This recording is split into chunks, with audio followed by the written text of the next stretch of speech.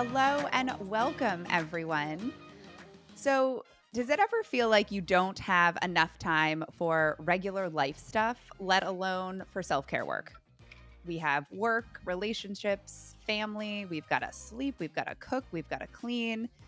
And that seemingly 1 to 2 hour long Instagram version of self care doesn't seem to work for you. So, you struggle to even make time for anything. Or maybe if you do make time, it might feel like you're simply just checking off the boxes. Morning walk, check. Gratitude list, check. Deep breathing, check. Rather than feeling like it's a true practice that really nourishes you. We totally hear you. And for so many of our clients and even oftentimes ourselves, this can be a similar story. But we want you to know that your self care routines don't have to be elaborate to be impactful. And we are here to help guide you on what those might look like. So, we like to talk about these as non negotiable habits for your gut and hormone health, but really for your overall health as well. So, our non negotiable habits are anchoring practices that are part of our daily routine, and they create consistency and stability for the body, no matter how hectic our schedules may be.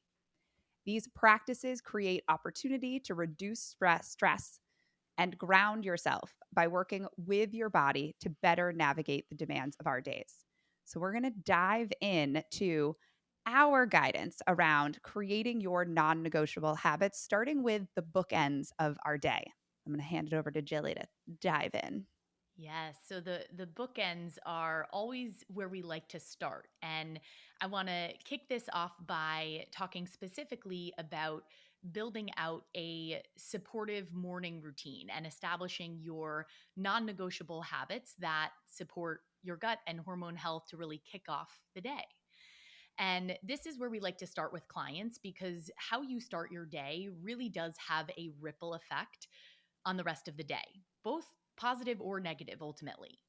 And a solid morning routine and really anchoring yourself with a few simple habits has the ability to lower overall stress, to improve cortisol balance, and to improve your stress resilience.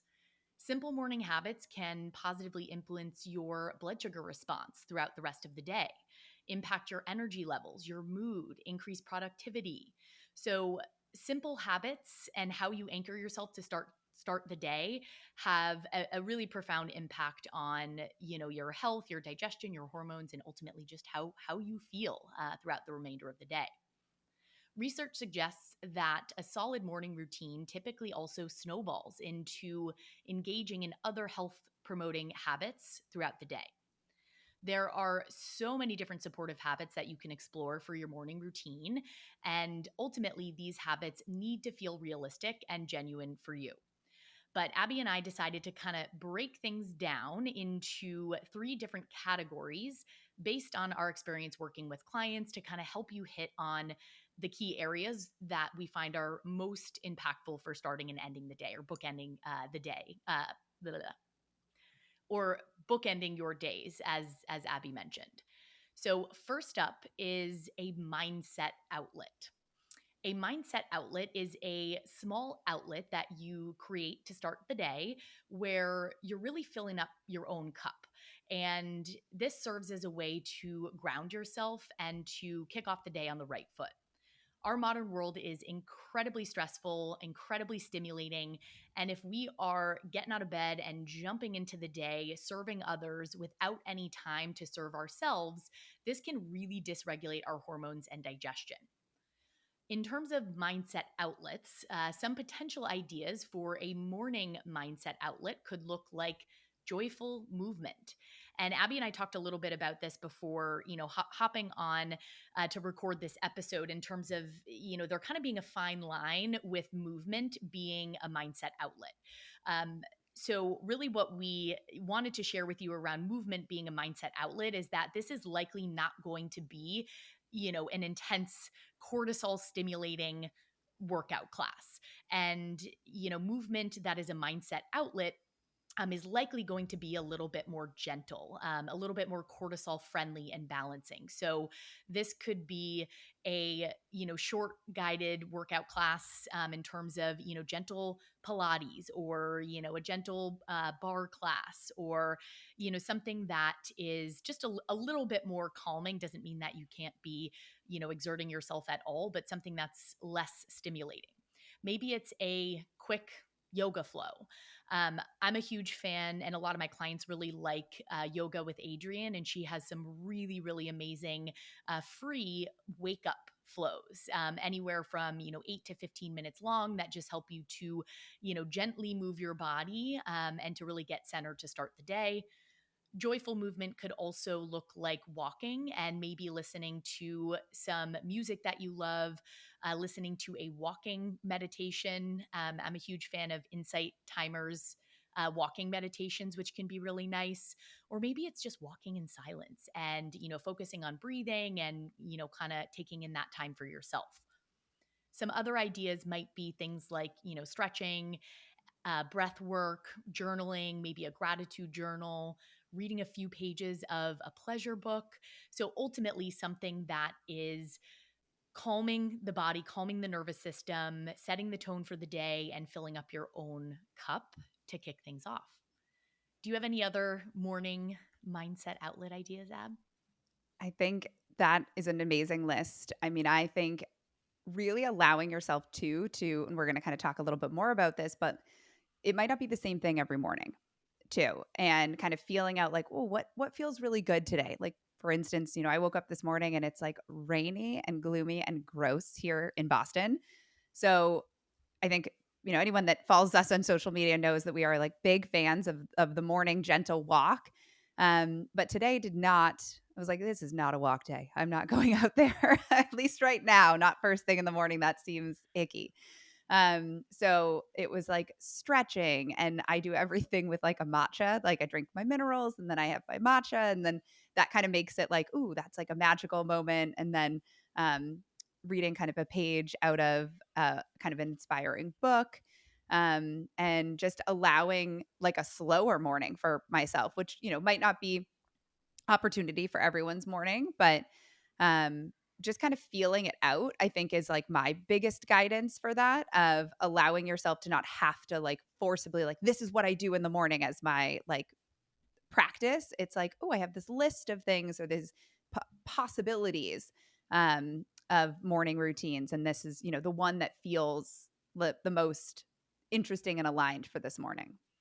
Yeah, I couldn't agree more. And I think anytime we start to approach things with rigidity, or like the I have to do this mentality, that's where we typically set ourselves up for failure. And, ultimately, having a mindset outlet is the goal, whether it's 2 minutes or 10 minutes Mhm. or 30 minutes. And we should allow ourselves flexibility to explore what feels genuine and what feels good, to your point, Abby. And I think with what we're trying to encourage you to do here, it's really protecting the time and bringing the intention to, okay, how can I fill up my cup this morning, and what mindset outlet might feel really good for me today.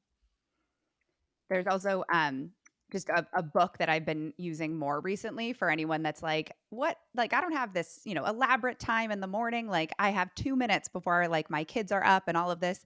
Melody Beattie is an author, and she has a book, Journey to the Heart, and it's actually dated. So like each day of the year has an entry, and it's literally a page, maybe a page and a half of a pretty small book. So it's pretty much takes you maybe a minute or 2 minutes to read.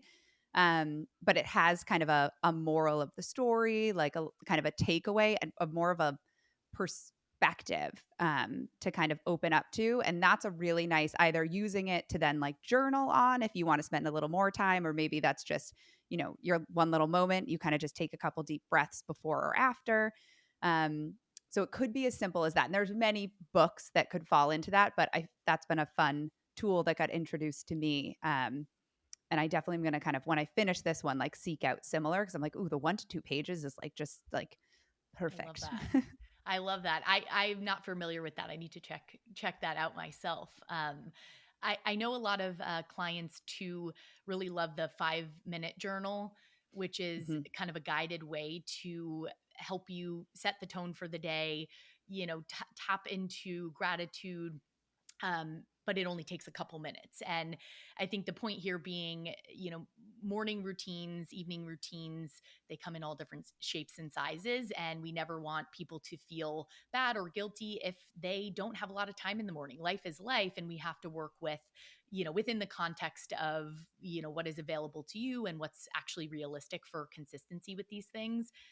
I find personally, even, if I have a tighter morning from a time perspective, or, can't get out for that morning walk, even just taking a couple minutes to, take a few slow, deep belly breaths and then to write down or set an intention for the day, or thinking about how do I want to feel today, especially Mhm. if there's a big to do list or more overwhelm, and just being able to tap into that to start the day.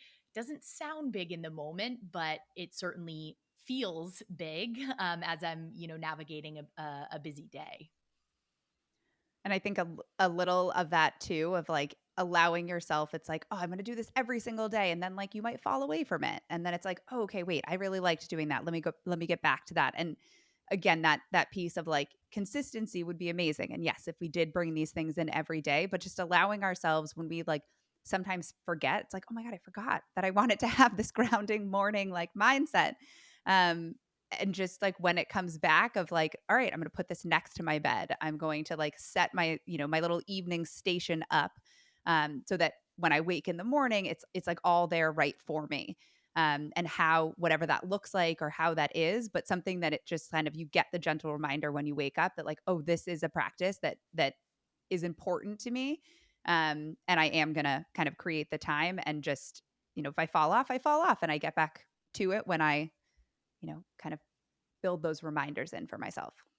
Yeah, and that's a helpful reminder in terms of creating the path of least resistance with everything that we're going to talk about today. And there's always trial and error and experimentation involved in that. But I think, to Abby's point, changing the environment, or creating an environment rather, that sort of sets you up for engaging in those things more easily is ideal, and will likely always lead to more consistency, with protecting that mindset outlet for yourself. So, mindset outlet in the morning is our first bucket for an amazing hormone and gut supportive morning routine. Our next bucket is with boundaries around cell phone use. So, this is a really interesting one that, has come up a lot more with clients in recent years, and Abby and I felt like we couldn't leave this off the list. So in terms of boundaries with cell phone use, or just really screen use rather, in the morning, according to a recent survey that we found through reviews.org, 89% of Americans scroll on their phone within the first 10 minutes of waking up. A different study we found through IDC research found that 80% of smartphone users check their devices within 15 minutes of waking. Stimulation from phone use first thing in the morning, specifically scrolling through social media, seeing text messages, email notifications soon after waking, these things are actually associated with higher rates of stress, anxiety, depression, and reported feelings of overwhelm. It also just makes it more difficult to focus and prioritize tasks throughout the day. When we wake up and we immediately start seeing personal or work messages that we've missed, or social media posts from the previous day that we've missed, it immediately makes us feel like we're behind right when we're starting the day, which is not a good feeling for anyone. We rely on our phones for so many things, and many of us use our phones as an alarm. We use it to actually wake up in the morning. So it's very easy, especially if we're keeping the phone on the bedside, to get into the habit of scrolling first thing in the morning or checking messages. But working to adjust habits around morning phone use can be so impactful, and really make a notable difference with how you feel in the morning and throughout the rest of the day. Abby and I typically recommend aiming to dedicate 30 minutes of phone free time first thing in the morning, and ideally protecting this time for yourself. So, with being mindful of phone use in the morning, you're taking back some time, ideally, but you're also reducing that stimulation from messages and social media. Some tips for actually making this shift. If you use your phone as an alarm, consider plugging your phone in on the other side of the room, or maybe consider getting your phone out of the room entirely and using an alarm clock. We are huge fans of the wake up lights that actually simulate the sun and help us to wake up in a more natural and gentle way, which can be really, really nice. You could also consider putting your phone on do not disturb or airplane mode to avoid notifications coming in first thing in the morning. This is a huge one, I will say, for many of my clients and for me personally, and has made the biggest difference with phone use, and sort of avoiding some of that unnecessary stimulation first thing when I want to be, focusing on myself and sort of gearing up for the day. So consider airplane mode 30 minutes and give that time back to yourself. Consider dreaming up your ideal morning routine and, think about what you could do with that 30 minutes in the morning. If 30 minutes feels unrealistic or it feels like a lot, start slow and maybe consider blocking 15 minutes of phone free time in the morning and increase time from there if you're able to. The goal here, again, is really to change your environment, to create the path of least resistance, to support phone free time in the morning, and to make that phone free time the default option versus the phone use the default option. And this phone use piece, I find it's, I don't want to say that we don't take it seriously, but I think just our phones are attached to us, right? It's like another limb, and I don't think many of us realize if that's part of our day-to-day routine with phone use first thing in the morning. I don't think many of us realize the impact that it's having until you actually change that. And I might even encourage any listeners that use their phone first thing in the morning to do an experiment. Maybe dedicate 10 days or 2 weeks to that 15 or 30 minutes of phone free time in the morning and see how you feel. See what the ripple effect is, at the end of those 2 weeks. I am so in the boat with everyone in this. Like Jillian and I were talking about, like even strategizing for me. I'm like, okay, I'm gonna plug the phone on the other side of the bedroom. I'm going to like, I got myself an alarm clock, which I'm not using as the sound alarm because I don't love it, but the light piece I love.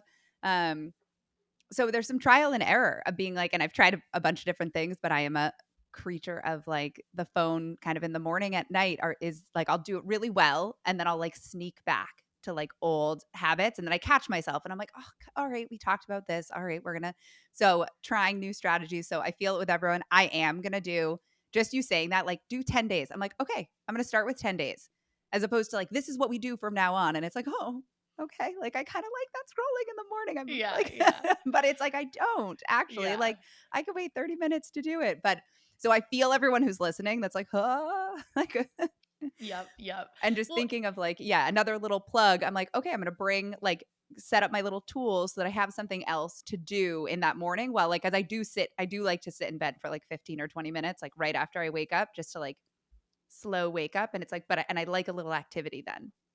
And like I get to dream up like what is my little activity gonna be? yeah, and it's like, replacing one habit with a new habit and Mhm. one that you're actually excited about. So you're not just, you know, removing the phone and then sitting there twiddling your thumbs and, actually finding something that really serves you and feels good in that moment. And I think we can all relate to with any habit, but I think with phone use, which is hard, to kind of backsliding into, old, not so health promoting habits. But that's sort of the nature of being human. And it's nothing to beat yourself up about. I think it's just Mhm. important to, tap into how you feel and, to consider ways that you can, regroup and start to, shift those habits and solidify really supportive habits. And I just know for me personally that my sort of stress and anxiety levels and are much higher if I'm getting stimulated by social media or messages first thing in the morning.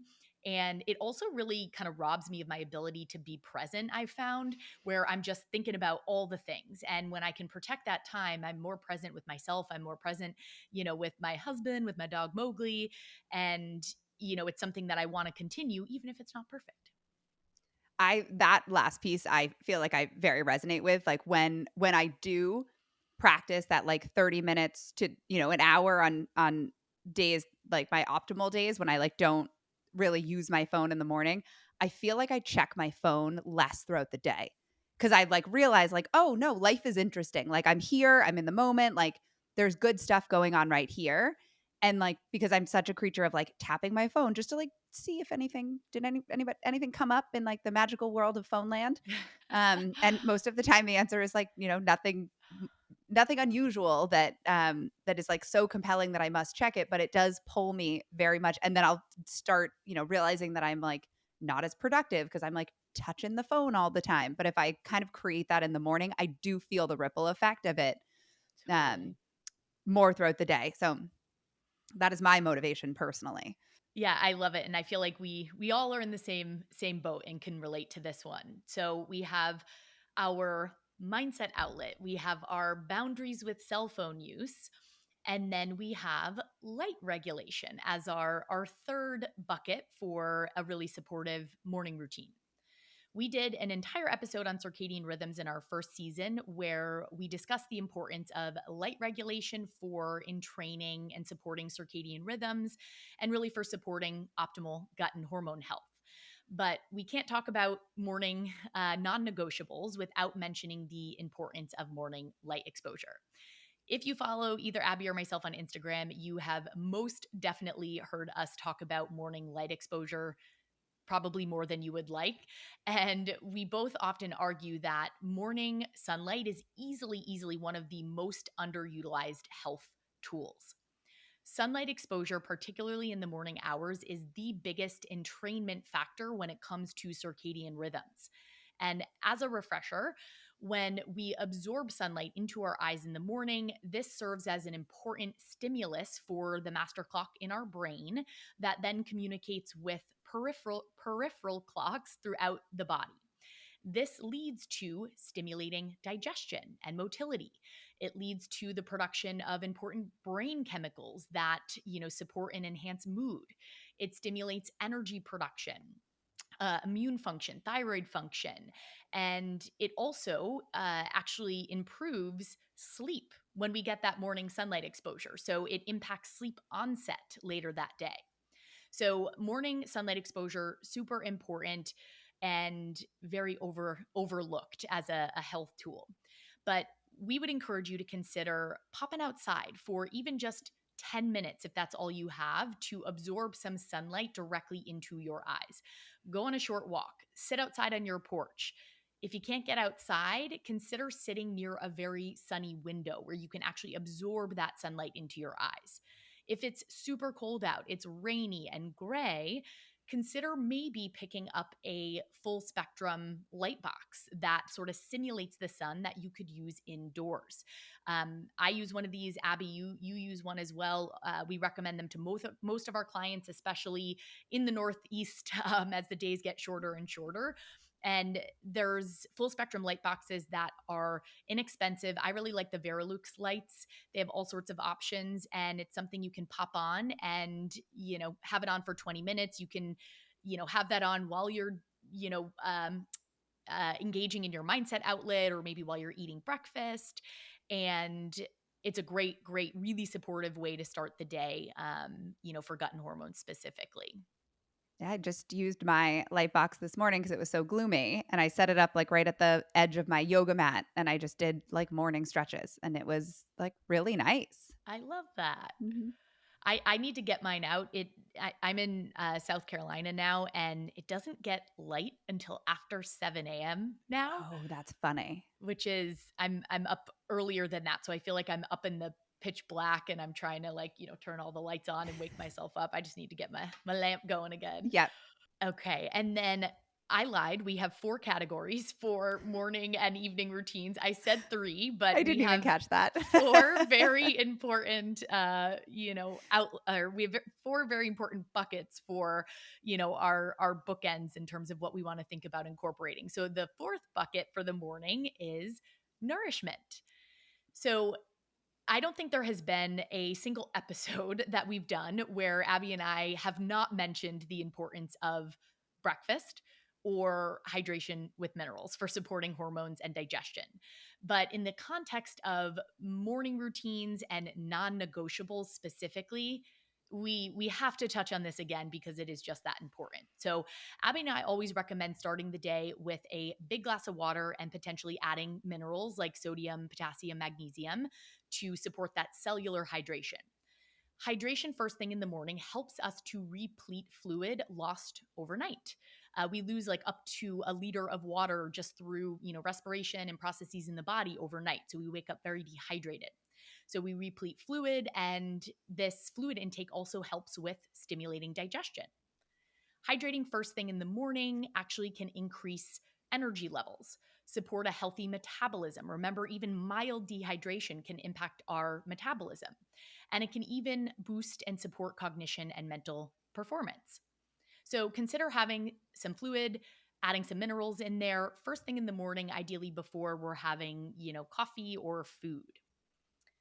Starting your day with a well rounded protein rich breakfast is the other kind of recommended non negotiable under this nourishment category, especially for women of reproductive age.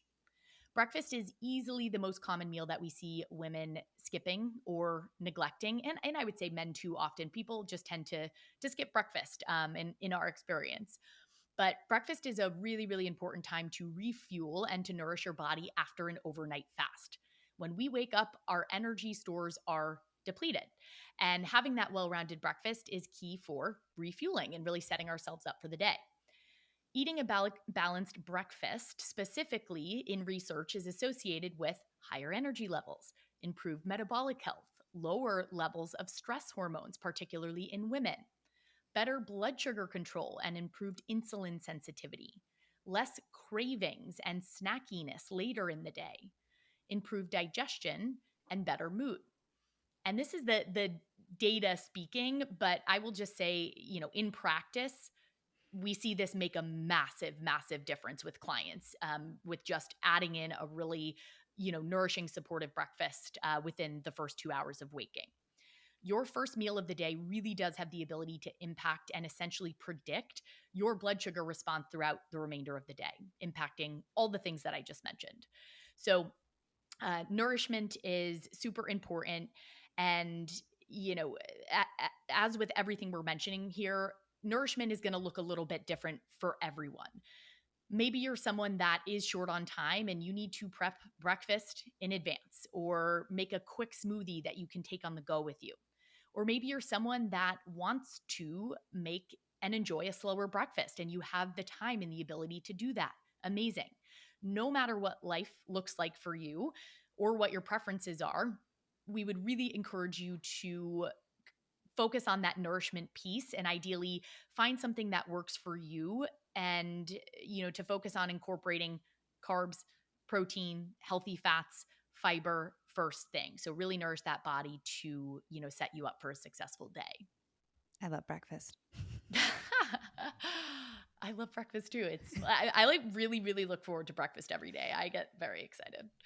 And I think when you start to, if you're someone that like wasn't a breakfast eater before, when you start to eat it, and if you like miss a day, you can feel, because I feel like I hear this from clients that they're like, now if I like, didn't eat enough, or if I like missed it because I just like, fell back in habits and kind of ran out the door, they're like, I feel it. And it's like that was, the reality of what you were living time and time again, but it just felt like, this like roller coaster. And sometimes it's like you're running on stress hormones in the morning, which does feel like, I'm using quotations here, energizing, but it's like it's energizing to a burnout and a crash later versus energizing in a sustainable way. 100%. It's false energy, right? At the end of the day. And I love that you pointed out because your body does adapt to how it's fed. So, we can get used to how it feels to be running on stress hormones or to not have that nourishment. But when we can start to integrate nourishment, and maybe it's a slow process to kind of work up to a full breakfast and you're kind of letting your appetite cues restore if you're not hungry in the morning. But it typically in our experience is a pretty stark difference in terms of how people feel with breakfast versus no breakfast or a skimpy breakfast. So major. And All right. lastly, we always want to consider, which Abby mentioned, what makes your morning feel magical. So this kind of speaks to the idea that you have full control here, and we would encourage you to explore things that feel good, that feel magical in your morning, and really lean into those things. Well, in the frame of bookends, we're going to talk about your evening, but I just need to make like one little plug because I feel like this is where Jillian and I often hear from clients of like, yeah, I'm like doing my morning, I'm doing my evening, and I just like burn through the middle of my day and like don't eat lunch. Or like lunch just gets pushed off or like bullied around by the rest of the to-dos. And like just making a moment here to like call out lunch and like really how important it is to have that like full nourishing kind of balanced plate at lunch as a major regulator of your stress, your hormones, your energy, your quality of sleep, and really just how you feel, the quality of how you feel throughout the day. So I just don't want to blow through lunch here, people. Yeah, this is, of course, we have to go on a little You little can't tangent resist. somewhere. This episode is about the bookends, the non-negotiables, but we got to do a little plug for lunch. Moment for lunch, moment of silence for I lunch. love it. All right. So, evening. So, our evening non negotiable habits are really the initiation steps for creating optimal sleep. And they have a tremendous impact on our resilience to stress. And, we have a whole episode on sleep. And it is, sleep doesn't start when we just put our head on the pillow. As Jillian pointed out, it actually starts with our morning and that kind of light exposure and our balanced blood sugar and all of the things. So it's like we really think about it like we're culminating to sleep like right from when we wake up in the morning and just that rhythmic pattern. So this is what we want to really think about in terms of these kind of buckets are really priming us for optimal sleep and what doesn't optimal sleep touch in terms of like the many facets of gut and hormone health. It's all about it really.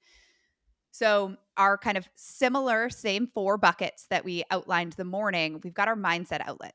So, every night, choose one mindset outlet and a practice that feels aligned for you that night based on your energy, your mood, your time availability, what other pieces might be moving and grooving in your evening. These practices certainly do not have to be elaborate or time consuming, but they're meant to serve as an outlet to process and organize the mental busyness of the day. So, a couple that Jillian and I love are brain dump. And we touched on this in an earlier episode, and it's really not fancy. Just a piece of paper or a notebook or even the notes section of your phone, but we're keeping it out of the bedroom, so we're going to do this earlier. And just write down everything in that sitting like a stream of consciousness of what's going on in your brain, just get it out into the page. If you're writing with a pen, that stream of consciousness journaling, even there's a practice where you don't even take your pen off of the page. You just like don't even, not even spaces between words. You're just like writing in total gibberish, even, and scribbling down everything that comes out of your brain. No full sentences, no punctuation, no nothing. Really just to get it out, because that is a therapeutic practice in and of itself. There's, amazing research on journaling and just kind of getting things like the processing of recognizing what's like bumping around in our brain.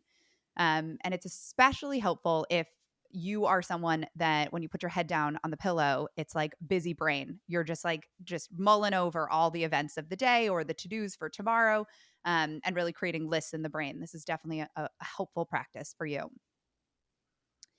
Or maybe there's a nervous system practice where we're kind of making it really simple and it's breath work, like box breathing, where you're inhaling for 4 seconds, you're holding for 4 seconds, you're exhaling for 4 seconds, and then you hold on empty for 4 seconds. You can imagine like kind of a box with 4 seconds on each side, and you're kind of breathing in that frame, and really repeating this for like 4 to 7 rounds, because our diaphragm is very connected to our brain and our perception of safety. And so we're helping to kind of show through the physical body that we are actually in a safe place and it is time to kind of wind down.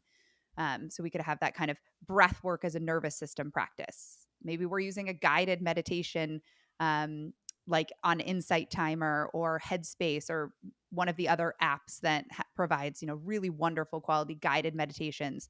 If just doing plain kind of breath work or meditation on your own doesn't feel like something that's accessible. Or if you're more of a physical person, maybe you're doing some gentle stretching for some physical tension release and kind of getting the last little bit of like energy kind of out of your body. Maybe it looks more like a yin yoga class where you're putting your body into positions and kind of holding it there for 2 minutes, 3 minutes, 10 minutes, however long you have, maybe kind of a heart opener or um, other kind of various practices that might feel really good and allow you to kind of sink into them. I feel like Yoga with Adrian probably has like great like yin practices. That's kind of that like slow. Anytime I go to like a yin yoga class, I'm like, oh, it was an expensive nap and it was amazing. I will pay for Worth it every all the penny. time. Yeah. Yeah. But really, like the goal is to make these practices simple and to allow yourself to unwind a little bit from that kind of faster pace of the day before we soften into sleep or as a process of softening into sleep. Julie, do you have any practices that you would add to kind of that list? So I will echo the brain dump is so helpful. That's honestly something I've been doing since I was like a teenager. And I feel like my parents got me into that, but I feel like that's just a very much a non-negotiable for me. But pleasure reading is a big one for me. So I love, whether it's 30 minutes or 10 minutes because I, start to fall asleep, after 2 pages. I love pleasure reading, and I've really worked to kind of adjust the things that I read in the evening to really make that an outlet that just feels pleasurable and relaxing. So I'm not reading, health, nutrition focused books. I'm not reading, self help books. And it's just pure joy, which is really nice for me. The other thing that I like, which I don't do every night, but I do find really helpful when I incorporate it a few times a week, is some time on my acupressure mat. I actually find that really helps with, relaxation and kind of helping me wind down for bedtime. Again, it's not something I do every night, but I do find that it's a helpful tool. But I'd say brain dump and pleasure reading are kind of my go-tos. I love that. I just started to get back into pleasure reading and I was up until like midnight because I got so into the book. That happens I to was me like, this sometimes is as well. I'm like, dangerous. I can't put it down. Totally. So, but I feel like I'm a big guided meditation. I think I fall asleep to a guided meditation like every single night. Um, because I feel like it's just it's like the opportunity that I'm like, oh, all right, like this is just now and I put it like out loud. So anyone else that's with me is like, oh, we're all in this together. I'm like, Yeah. aha, yes, we are. Yes, yes. So continuing with our buckets, we've got boundaries with our phone. So hard boundaries with our cell phone at night. Let's start with like the most basic and then we're going to work to the most optimal because I'm in this boat as I've shared with all of you. So most basic, no cell phone use in bed. A recent 2022 study shows that smartphones when used in bed had a greater detrimental impact on decreasing sleep quality than using the phone before bed. So, which is really interesting, that like kind of difference between the two, seemingly subtle, but pretty significant. So this might be, again, plugging the phone in across the room. So we're decreasing the temptation to just, I'm just gonna check one more thing. That's me. I'm like, I just want to see what's happening over here. Oh, nothing new. And then I'm stuck there for, 5 minutes, like just making sure that I didn't miss anything. So that physical kind of separation can be really helpful. And like this saying of like, okay, now I'm in bed and it's no more phone. And maybe we put our alarm on if we're using our phone. We've set our alarm like an hour before. So it's not even the temptation of like, oh, I just need to set my alarm and then I'm just going to check this one thing because something popped up or what have you. And we're in airplane mode or do not disturb, whatever that is. So transitioning to what would optimal be, Optimal would really be turning our phone off or putting it, away, maybe on that do not disturb, on airplane mode, which mode you prefer, for a full 1 to 2 hours before your bedtime or even earlier. Maybe it starts at 7 p.m. or 8 p.m. in the evening so that you're really creating this built in disconnected time so that you're able to really reconnect and recharge. And maybe you're using that time for your mindset outlet, spending time with your loved ones or just winding down from, without the busyness of your phone and the kind of pulling back into that like kind of connected world. Um, those are, in a perfect world. I feel like my trainer was sharing with me that he like everything gets set up. He's like, my phone is like in its stand, like on the do not disturb. The alarm's already set by like 7 p.m. I was like, wow, that's really you're really structured. Like, like there are goals. Those are goals. I was like, we're not wired the same, but I'm gonna get there. But that's inspirational for I sure. Thank you for totally. I that. was like, Yeah. oh, okay. I was like, I can do this too. I Yeah. can be a grown up. I love that. All right, being the night, we've got our bucket of light regulation. So this one kind of go hands in hand with like phone use. But in today's 21st century world, like we no longer experience darkness once the sun goes down. That's the reality. Rather, it becomes more of a focus around protecting ourselves from light, and more specifically artificial light, and creating more darkness is going to be the energy of what we're looking to do. Because in order for our body to produce our most supportive sleep hormone, melatonin, our eyes must register that it's dark. So, our focus around our nighttime routine in terms of our light regulation is around that kind of creating darkness. In particular, when we think of this stimulating blue light that gets emitted from artificial lights, technology, iPads, phones, televisions, all of the things that we utilize, even the lights overhead in our homes. So how do we kind of create this darkness? Well, reducing blue light from the indoor lights. We're maybe shutting off or dimming our overhead lights, maybe transitioning to turn on lamps, which is really interesting because the lamps being more at like eye level actually mimic sunset and can kind of help to transition the body, registering where that light's coming from, more of the, mimicking kind of nature's dropping of the light line when sunset happens. We might have a hard cutoff time for technology like TV or tablets or phone. Again, really recommending like at least 1 hour before bed so that we have that kind of no very focused stimulation, and able to just allow our body to kind of adjust. Your nighttime routine really might even start with like an evening walk after dinner, or around that sunset time. Obviously, in New England in the winter, that sunset time's like 4:30 p.m. So we might have to change Ugh. based on the season. But what's interesting, the Huberman, who really specializes in kind of all things light exposure, talks about an evening walk and kind of watching the sunset as you're like buying you more Netflix time, and actually having that very overt kind of adjustment or watching of like the sunset and kind of allowing our eyes to be out in a darker environment kind of buys us a little bit more perception in our bodies, that if we do watch a show at night, still wanting to turn that television off like an hour or so before bed, but we're kind of buying ourselves a little bit more influence in our positive influence in our circadian rhythm. So he calls that our Netflix.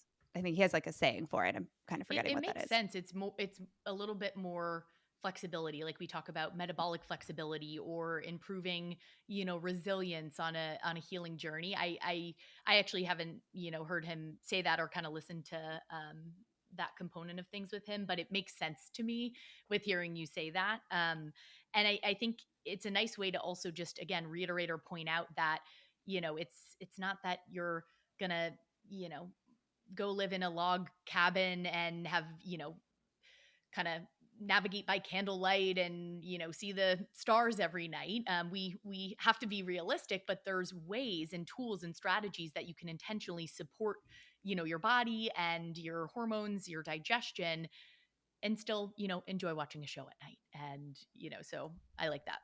Yeah, it's nice to have these tools and thinking about even blue light glasses. Like these are a tool. Do they make it, so that we can, watch the show in the evening and, wearing these after 7 p.m. Can be really helpful to protect a little bit more against that kind of blue light. Those are what blue light blocking glasses do. Um Again, they're just tools. They don't make it that like you're not exposed to any stimulating light or anything like that, but it can help us to say like, "Hey, let me enjoy my show and still, have more alignment with my like circadian rhythm." You might even explore using like red light bulbs in your like bedroom or salt lamps in your bedroom that are kind of that lower. They have a much lower emission of blue lights, that stimulating light to kind of reduce the stimulation that we're getting. I think Jilly, do you guys use those in the Yeah. bedroom? Yeah, we've been using them for a few years, and it's nice. You can actually adjust them, but it makes such a difference. It's like really very much it's like a nice little ambiance, but it when I go into our bedroom in the evening and there's, the red light on and you walk in there, it's immediately like, this is sort of like my, calming sleep environment. But there's obviously a science to it as well in terms of the type of light, the level of light, the positioning. And I find that it does make a really big difference.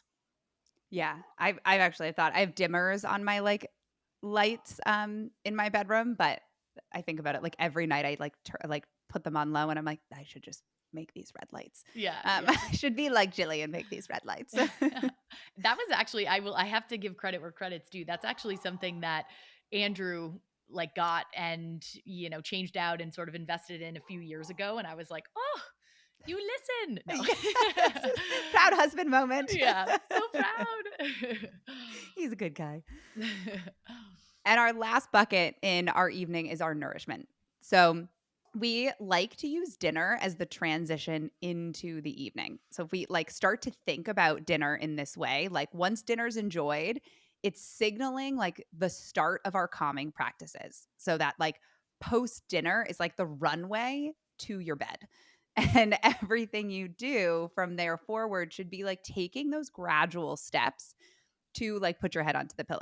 And I feel like it's just a nice like perspective to kind of shift into like, oh, I ate dinner and now I'm just like cruising and I'm kind of like on like the downhill slope of, calming before bed. And some of the practices that we can kind of start to even like nudge ourselves even closer are things that really make us kind of feel more at calm or more calm and more kind of at like peace. We can further that with like herbal teas. If you're someone that likes to drink tea in the evening or find that you're like kind of experiencing some of that like busy mind, just needing a little bit more support to calm, using teas like chamomile or lemon balm, even ginger to soothe like digestion if you're someone kind of experiencing like some bloating or distension after dinner.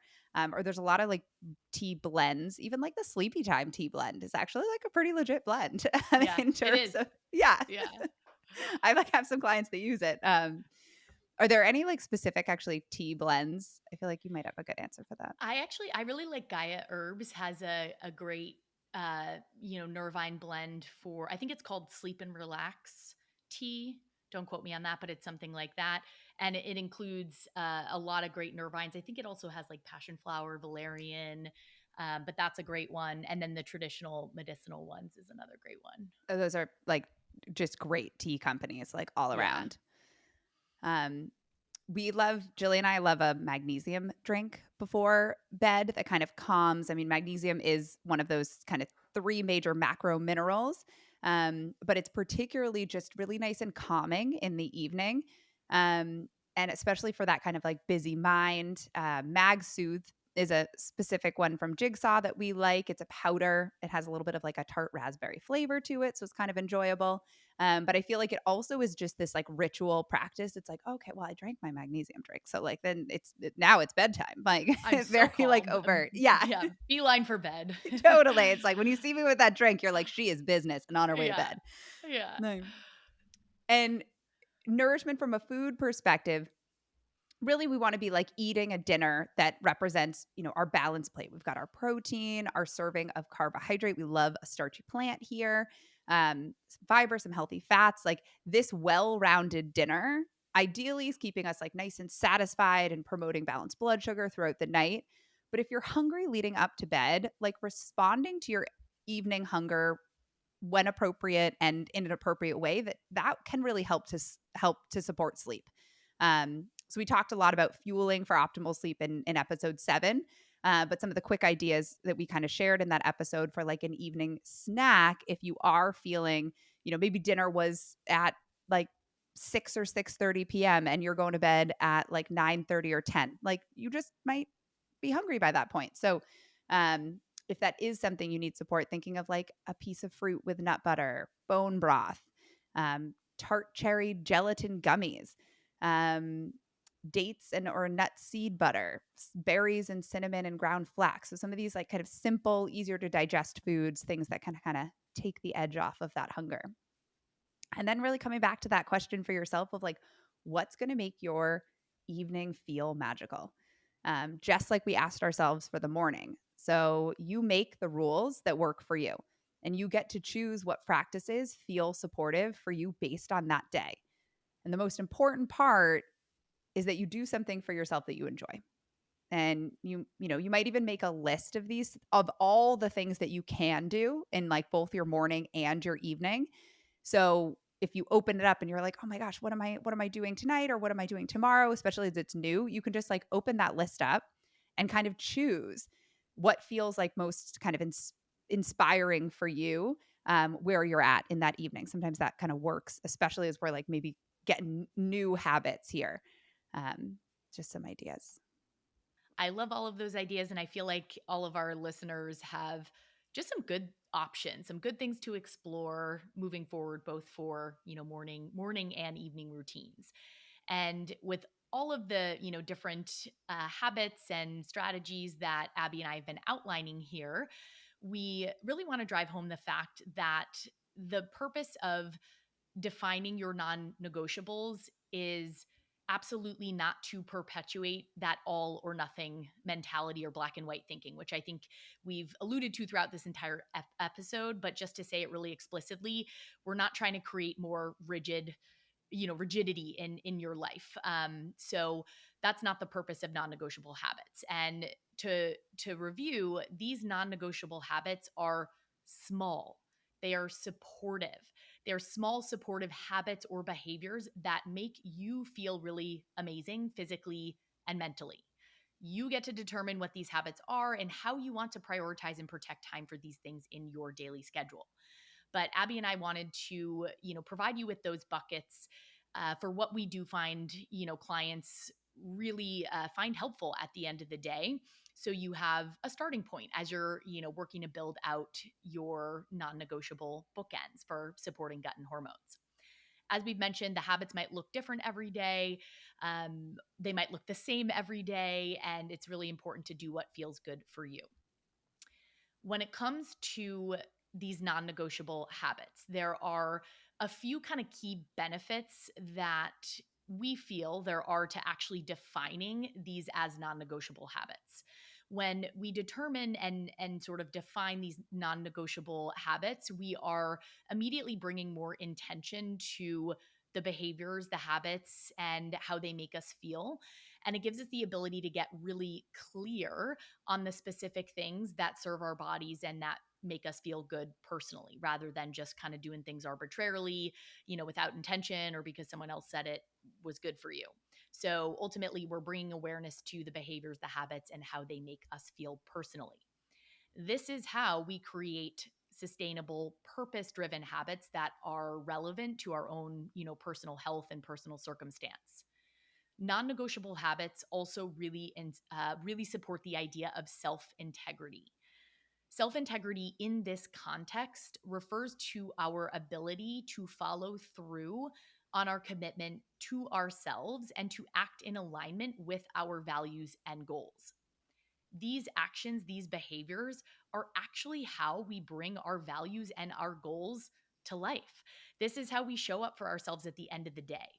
So, defining these non negotiable habits can be really supportive, and it's ultimately a commitment to yourself. And we live in a world where we often prioritize everyone else first, right? And this is how we can reprioritize ourselves in small ways, create more alignment with our actions, our goals, what we want to see with our health and healing. Um, and really, it's a commitment to ourselves at the end of the day.